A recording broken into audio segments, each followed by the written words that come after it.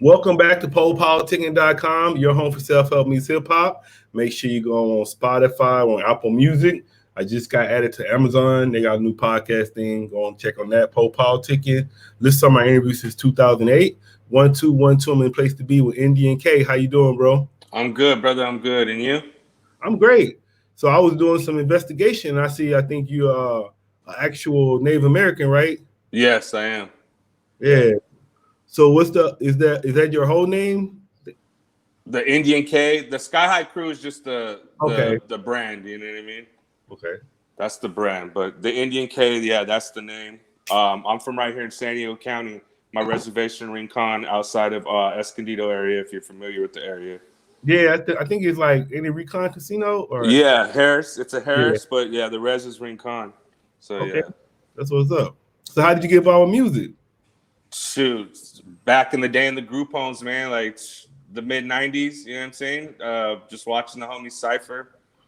A lot of like the staff members in our group home, they were from all over Chicago, New York, and so they all were into hip hop because I mean it wasn't something to be a staff. You didn't have to be like a bachelor's degree or anything. You just had to apply for the job, and they would cipher, and it was just something I got into. I mean, I obviously am from the West Coast, so like the Chronic, my older brother put me on that, but actually me getting into the art it was from the group homes, the ciphers. You know what I'm saying? Oh, you grew up in a group home?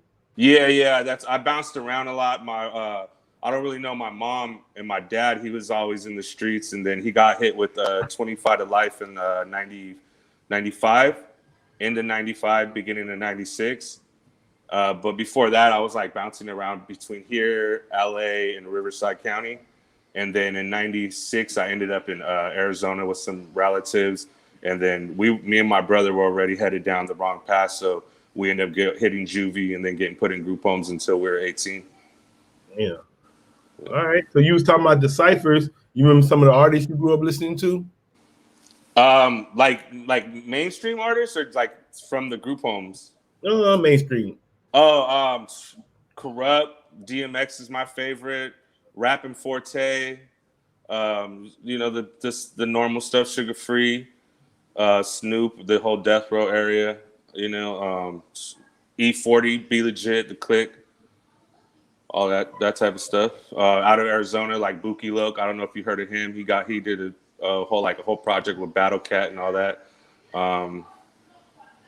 That's probably it, man. I mean, if a name comes up, I probably listen to it, growing up. But I was more like West Coast artists. So what do you love about music? I fell in love with music because of the way it made me feel growing up. You hear some music. So DMX is one of my favorite rappers. He was like the first person that made me start listening to the East Coast because what he was saying in his rhymes, I was living at the time. The group homes and homeless and in and out of jail. So he made me really like feel. He made me be like, whoa, like this is something that can actually like touch people in a positive way. Because even though I was still like wild, it kind of started making me think like, yo, wait, I ain't the only person going through this. Because when you're young, you think like you're the only one. I'm the only one who has it hard. You know what I mean? But hearing that, I'm like, nah, wait, like. I'm not the only one going through this, And before I was like rhyming or trying to do the cipher stuff, but it wasn't from like that feel place. It wasn't from that feel place, It was just trying to like put the words together. What's up? So what do you love about music the most? Just creating it, like just the impact it has on the world. You know what I mean? Like you can meet anybody in the world, and you guys can have in common that one thing of just. You guys made like a certain song, and it ain't just hip hop, So it could be like, oh, I listened to this Brenton Woods song, and somebody would be like that you probably wouldn't think, oh, yo, I love that song. You know what I mean? It's universal and like music. I'm speaking music, not just hip hop music all around. It's a bonding. It bonds people. You know what I mean? I love that unity part of the music aspect. So what would you say your story is as an MC? Like how I spit type, or just like what I'm trying to. What you trying to get across?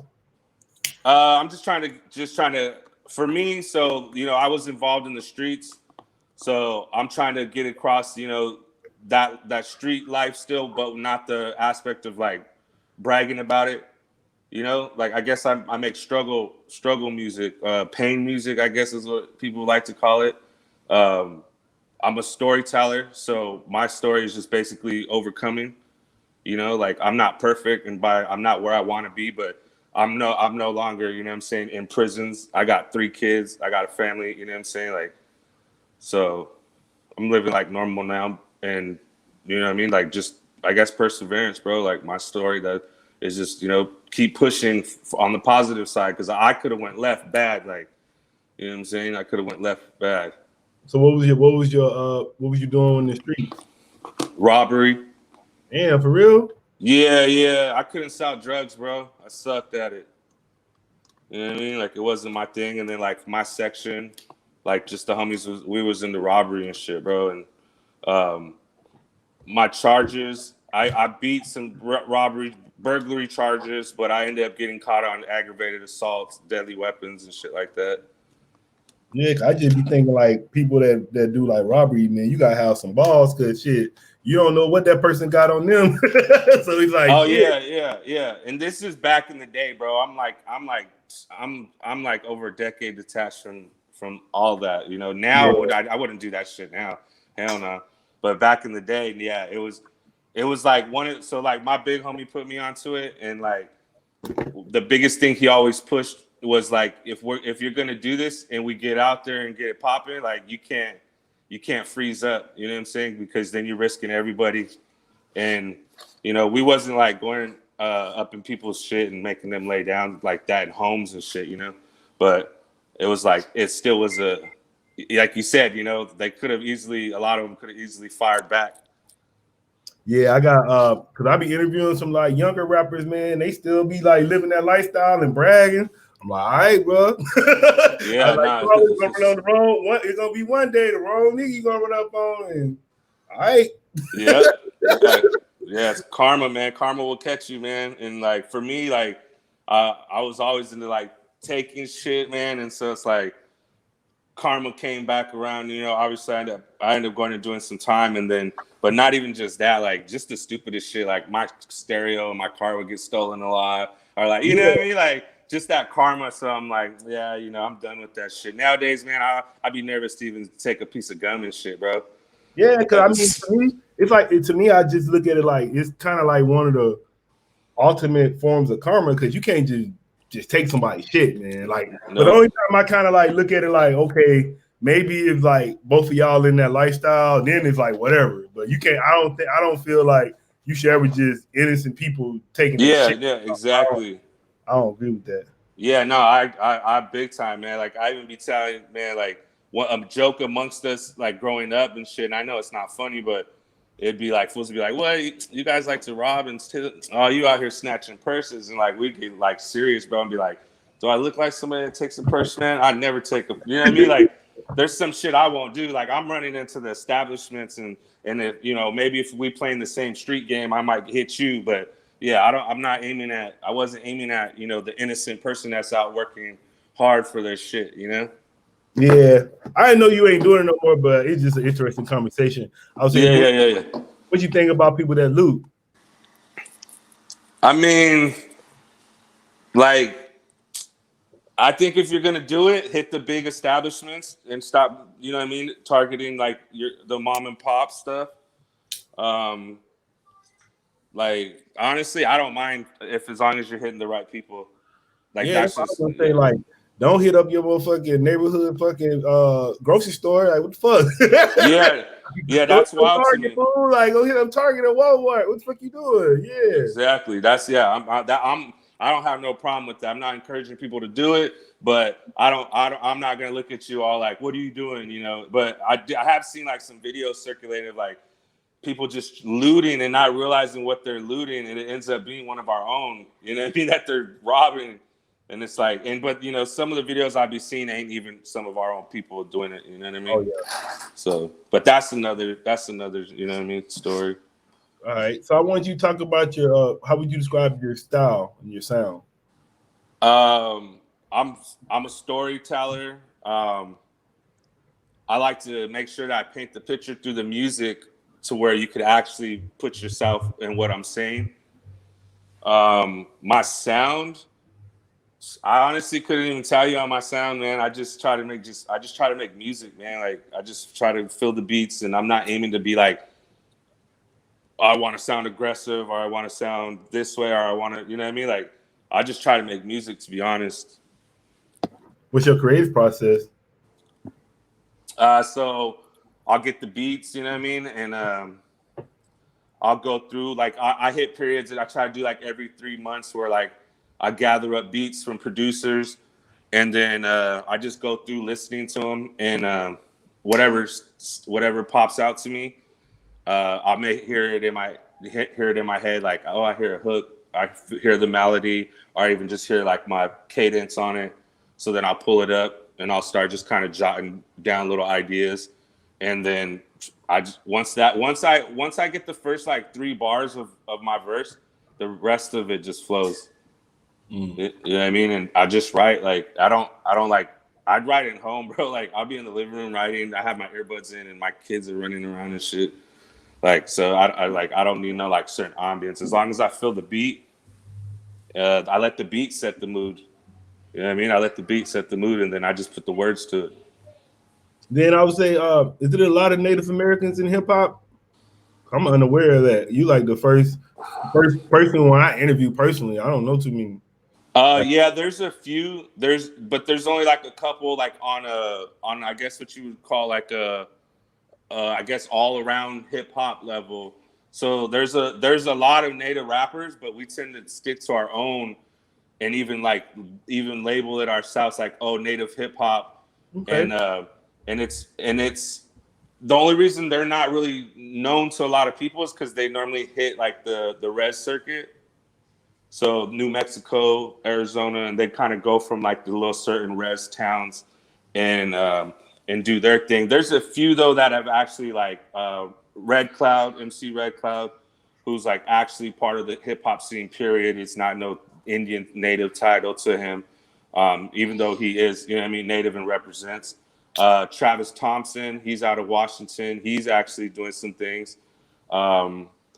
Defi, he's on like the battle rap sway circuit, you know what I mean?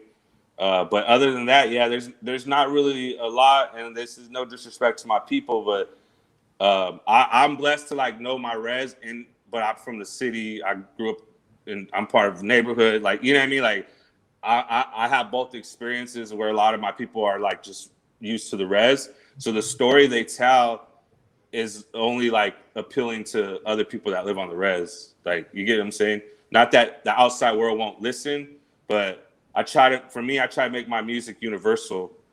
And even the way I put it out there is I try to put it to where you could understand it from however you grew up. That's hard if I'm just constantly talking about the res and how we are on the res. You don't know what it's like to be on the res. So then it kind of, it's not attractive to, you get what I'm saying? Like, you may be like, oh, that sounds cool, but you really don't get what they're saying. So at some point you're like, oh, I listened to that was cool, but it doesn't keep your ear. So what's your current projects? I see you got a video dropping pretty soon. I was gonna try to play it, but I see it ain't out yet. It's come out a couple hours. Yeah, it comes out at 2. Right now I'm just working on some collab projects. I haven't really even focused on doing a solo. I got some stuff with Frankie Fadeless. Me and Nimi are supposed to get back to our second project, and then I'm working with Billy No Jokes. But other than that, I'm just been trying to work on just playing with my sound. I went and got me like a little home setup, you know, the interface and the monitors and the mic and all that. And so I just been messing around, trying to see what I can do differently, because I don't want to keep just making the same music. But I'm not trying to like mimic anybody else's sound, you know. Well, how many years you think you've been in it so far? Actually pushing this? Yeah. It's probably it's only been like 4 or 5 years. Mm-hmm. Like, it's very, very recently. All out here in San Diego, mostly? Yeah. So when I got out of prison in 2009, I left back home and came out this way. And so let me see. I ended up in Central Cali for a few years. Yeah, it's all been here in San Diego. The actual push. Once I got back here, I met Rick Scales and you know what I mean. Everybody else, Kali, all them guys, and Yeah, I was just about to ask you about that. I would say you because yeah, I'll be working with Collie and Rick Scales, and I know they had hip hop Wednesdays for a while. Did you go there? Yeah, I rocked there. I rocked there a lot. Them are my brothers right there. Rick is actually one of the first people to tell me to actually keep pushing. Okay. I put a project out, my first project, and he heard it, and you know, I thought it went on deaf ears, and you know, I was like, all right, cool. I'm back to the drawing board, and then Rick was like, yo, I heard your project, that was dope. If you ever need me, let me know. I start working on the second project, and he's the first one on the first song of Duality, my second project. Me and him are on there, and then he told me I should start rocking shows. Nemi too was like, you need to start doing shows. And boom, they got me some shows, and then from there, just rest is history. Yeah. What's up? So if you weren't making music, what would you be doing? I'd be a warehouse worker. I mean, that's just being honest, bro. Like, I mean, that's all I want to do is music, bro. If not, then I'll just work the 9 to 5 and feed my kids. You know what I mean? Or come up with my own business idea. You know. But Yeah. if it wasn't music, like, yeah, I don't have a problem just being regular and working. What's your interest outside of music? Uh, man, I like to read, you know what I mean? I be reading sometimes. I haven't read it in a minute, but honestly, it's mainly just music, bro. Like I just, you know, raise my kids and do what I got to do and focus on music. Cause not just making the music, my own music. I got back in, I went to school for engineering, audio engineering. So like, that's kind of just what I've been focused on. Like, even when I'm here just messing around, I'll just freestyle into the mic just so I could sit there and try to mix it and mess with it. When did you go to school? This is like 2012. Oh, so after you got out? Yeah. After I got out, me and my brother were gonna try to push the music. That's where the Sky High Krew comes from. We didn't know what we were doing, so it was like just mixtape stuff. But I didn't know nobody, and I was like, well, our shit sounds like crap.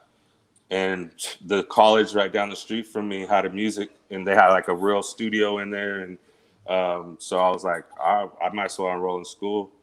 So I enrolled in school, and then I ended up learning how to play the piano, write sheet music, mic instruments, run the soundboard type stuff, you know. So, but it was cool. But I did it intentionally just for my own at home, you know what I mean, just to know at home. And then I stopped doing that for a minute. And then now, you know, with everything going on in the pandemic, it's like, fuck it, I might as well get a little setup and start doing it again on my own. Yeah, how your life been since the pandemic? How has it affected your life? Oh man, it sucks, bro. Out of work, you know what I'm saying? Out of work. My kids hate it because they want to be interacting, you know, and like they get mad, like, yo, why can't we go to school? Thinking like somebody's trying not to let them. Like, yo, I wish you could go to school. I wish I could go to school.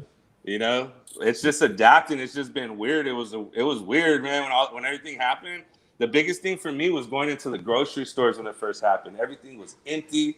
People were running around crazy. I was like, yo, what the hell? Like, yeah, but now, you know, it's getting a little smoother, but it still sucks because I wanted to be doing shows, man. Like, we had a little bit of momentum before all this happened. And so it's like just trying to keep that momentum through the internet. Whereas before, like, you know, we had shows lined up. We had moves that we're going to make, you know? So what y'all gonna do different? Because I think the shows ain't really gonna open up for like another at least a year or something. Maybe 2 years. So we're gonna probably do the whole Twitch, you know, the whole Twitch live stream, virtual shows. Did y'all do one? I haven't done one yet. Rick did one yesterday. Rick did one for DJ Root's birthday. Okay. I forgot about it.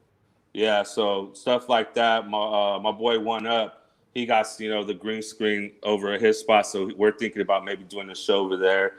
He's trying to make it maybe like a monthly thing, get like maybe 3 artists at a time to just, you know what I mean, get up there, rock, and you know, just figure out a different route because, yeah, we can't just stay stagnant and wait.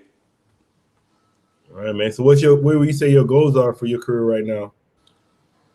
Right now, man, I just I would love to eat off this. I ain't trying to blow up crazy or nothing. My goal for this is to get to a point where I can do this full time and be able to, take care of my end of, taking care of my family and make dope music and just be, be respected in the scene. That's it, really, bro. Like I'm not complicated. I don't wear jewels and nothing. I don't give a shit about none of that. If I could just eat off this and I ain't trying to be greedy, as long as I can pay my bills, I'm good with it, man. What advice would you give to new artists?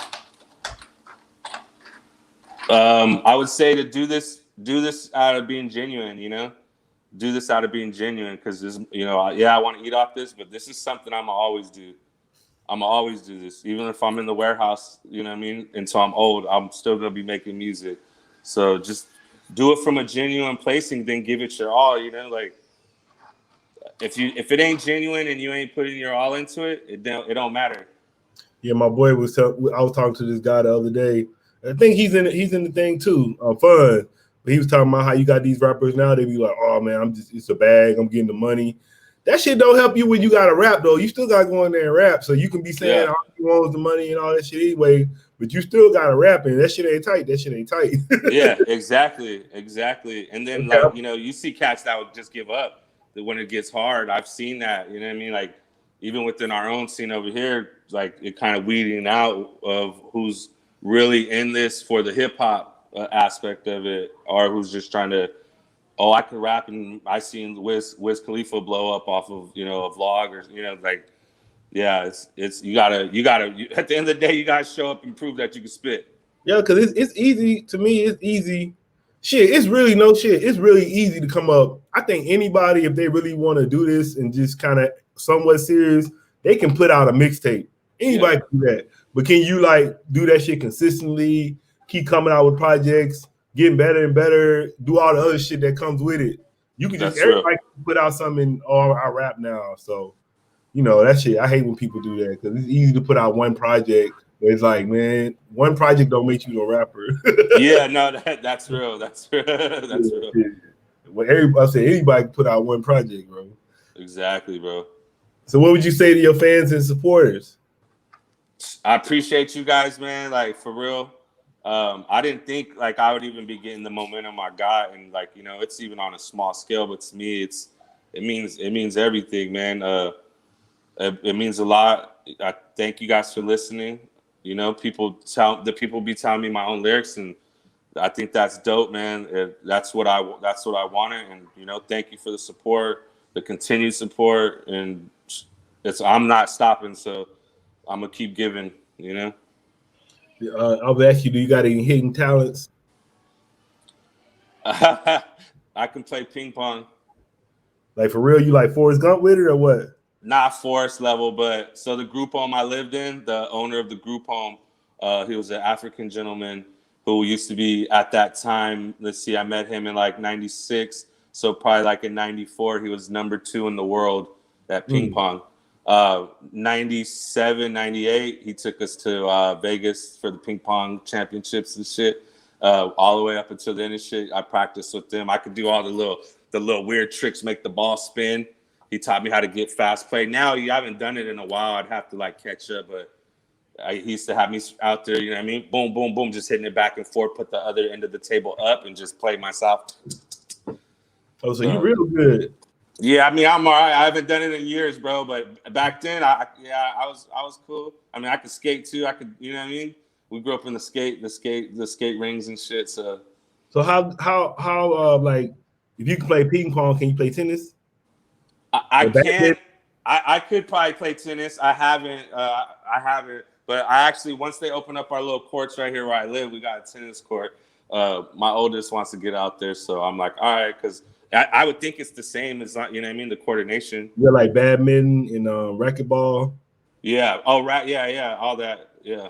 Man, to me, the hardest one is fucking handball. That shit hard as fuck. I'm like, you gotta hit that shit. I love handball. I love handball. Yeah. That shit hard.